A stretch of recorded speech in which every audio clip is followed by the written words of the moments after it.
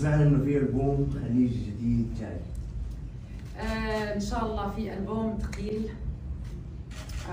تقريبا احنا واصلين ل 21 اغنيه، بس مش عارفه كيف يعني طريقه نزول الاغاني.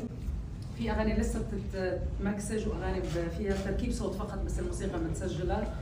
فان شاء الله نلاقي صرفه انا واداره اعمالي والملحنين الكبار اللي مشتركين فيه، كيف نعطيه هديه للناس اللي وحشوني وحشتوه. طيب نبغى كذا شيء شوي خاص، ايش في تعاونات جديده معك؟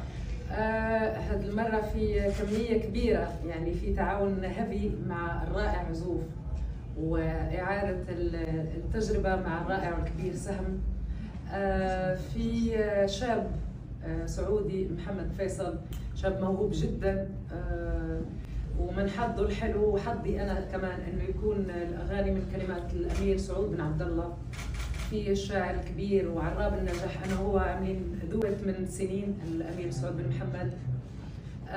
في الشاعر سعيد بن مانع، سلطان خليفه كمان، الفنان المغني والملحن الرائع الشاب الطموح السعودي. فانا فرحانه بزاف، عملنا اغنيه وممكن نقول اسمي. لا بلاش. طيب اوكي، اخوي قاعد يقول لي خليك كريم. احنا طيب اوكي، اهل جده يستاهلوا.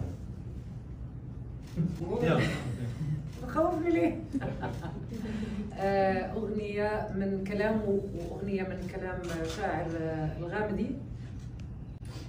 صراحة أنا بتنبأ كذا أغنية، بس هذه قريبة يعني وضحت لما تمكسجت. هي أغنية أنا ما نمت، ماليش دعوة.